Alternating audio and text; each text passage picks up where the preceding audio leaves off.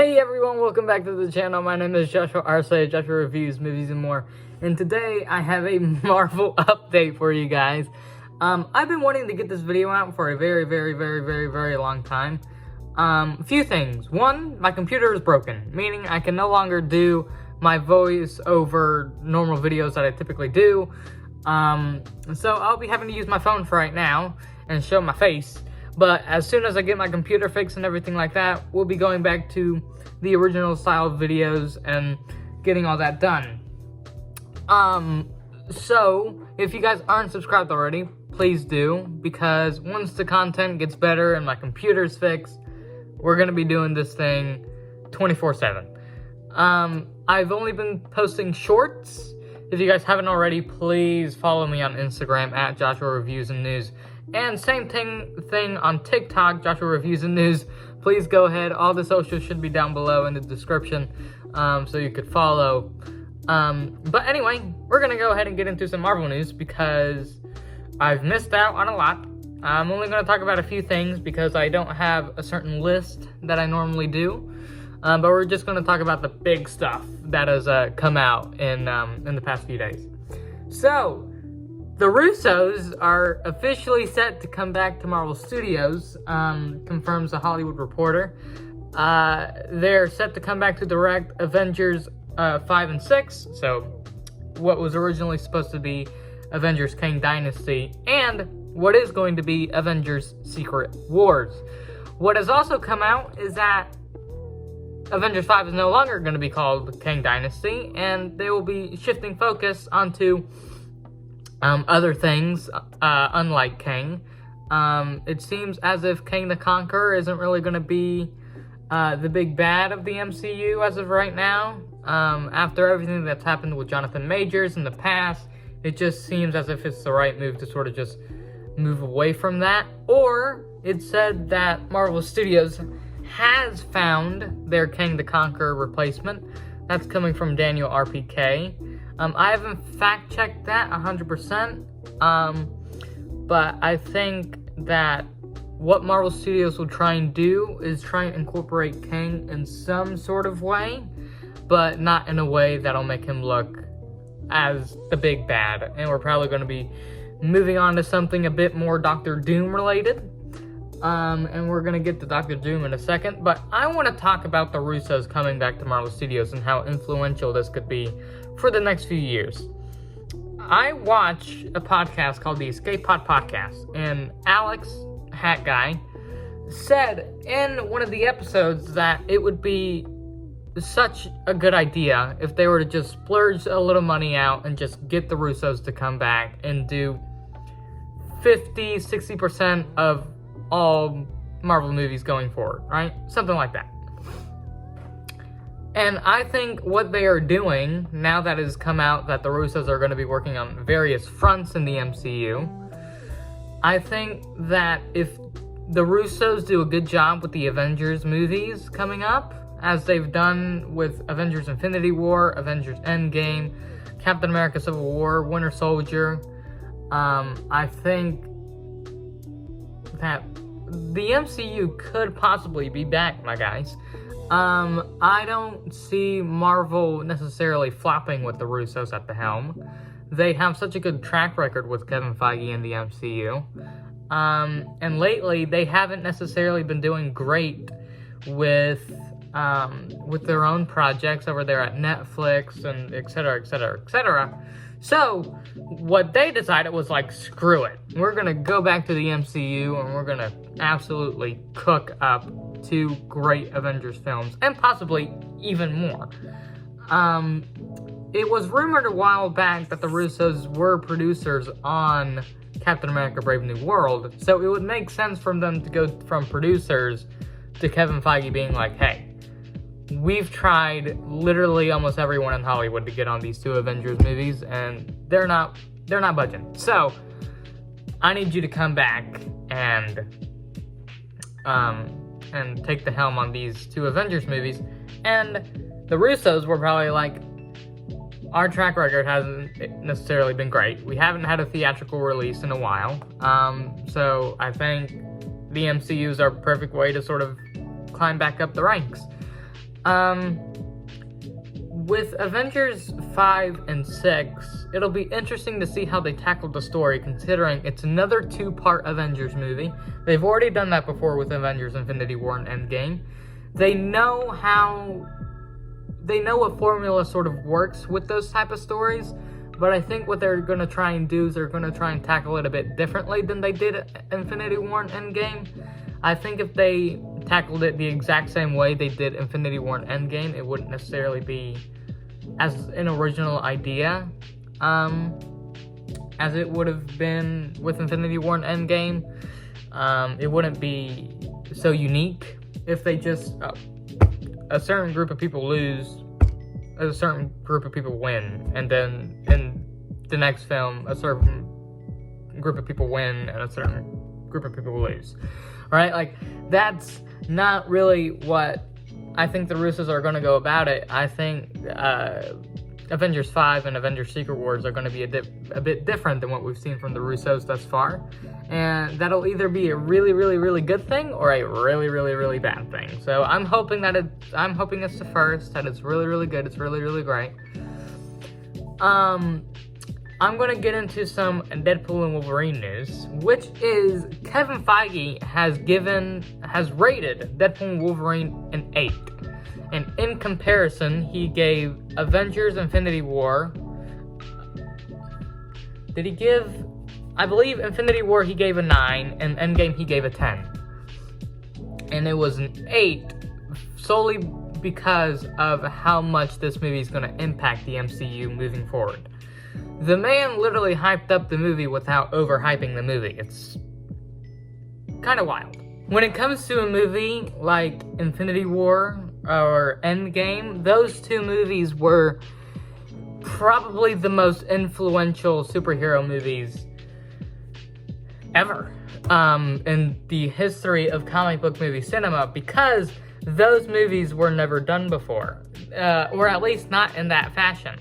We had gotten two-part movies before, but Infinity War and Endgame were like, they had you like shaking in your boots. Like, what's gonna happen next in this saga? What's gonna happen in Endgame? Like, what's gonna be so crazy in when we go from Infinity War to Endgame? Like, is it going to be just as crazy, or is it going to be, or are they going to dial it back just a little bit? And obviously, we all know what happened with Endgame. Possibly the best 40 minutes to an end to a movie ever. Just crazy. The grand scale from Infinity War to Endgame is just fantastic. Now, I think Infinity War is a way better movie than Endgame is. But in terms of, like, conclusion to a saga, to a story, Endgame is probably like one of the best out there. It is, again, one of the most influential movies out there, and I think Kevin Feige hit that spot on in giving Deadpool and Wolverine an 8 and Infinity War and Endgame a 9 and 10, because Deadpool and Wolverine is literally like all that Marvel has right now. This is their only movie releasing this year. And if it flops, which it won't, but if somehow it does, then they're screwed. But the reason as to why I know it's not, because literally almost every single one of my theaters is just packed, waiting for that Thursday or Wednesday to get into their seats to watch this movie. And that's another thing I wanted to talk about is, will Deadpool and Wolverine be a part of that $2 billion club? I saw a tweet by Matt Ramos the other day saying that Deadpool and Wolverine must be a part of this $2 billion club.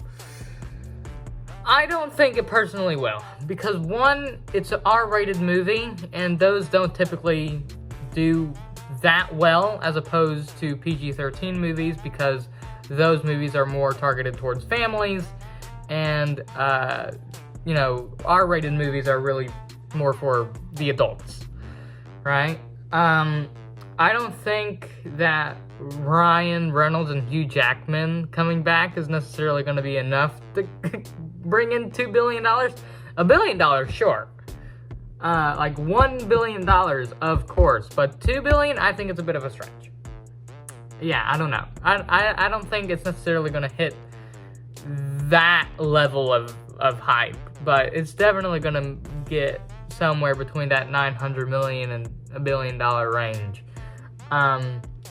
So earlier I brought up Dr. Doom, and we're going to speak about that. So it has been reported that Robert Downey Jr. was in talks to play Dr. Doom in Avengers Secret Wars, or it could have also been Avengers 5. Robert Downey Jr. was going to play a version of Tony Stark, which would then transform into Dr. Doom. I think that was one of the most stupidest things I've ever read in my life, because this is the Russos at the helm. They're not going to ruin what they did in Endgame and Infinity War, because that would just be stupid. Now, do I think RDJ is going to come back in some fashion? Yes. Absolutely. RDJ has said, recently that he is very open to it, that he is very open to returning as a character, that is one of his best characters that he's ever played, possibly the best character he's ever played, right?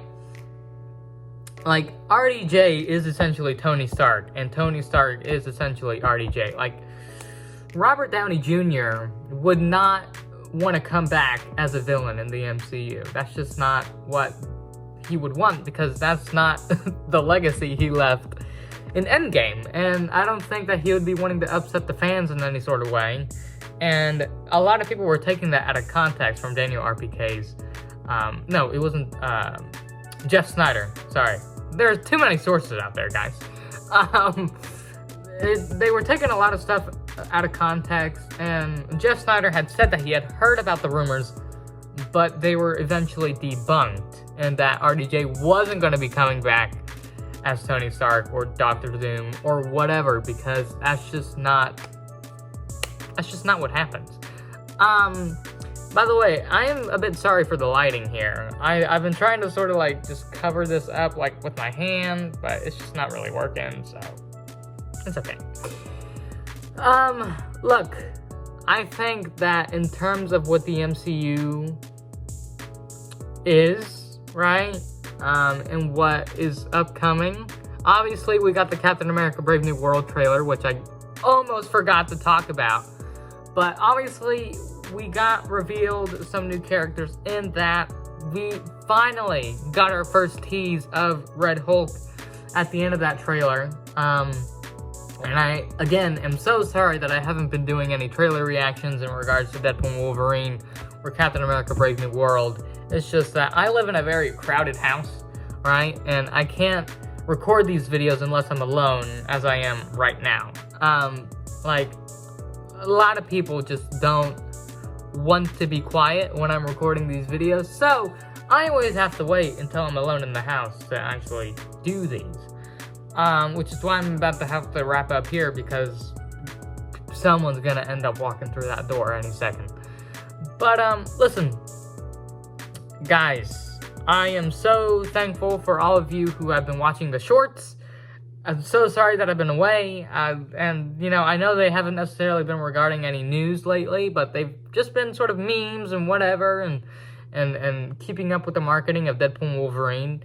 They recorded a podcast the other day, which I thought was pretty funny. And again, if you guys want to keep up to date with almost everything that is going on within Marvel and DC and movies and TV, etc., Instagram is probably your best bet, at Joshua Reviews and News. You guys can, it's the same logo that I have on my channel. It's so easy to find.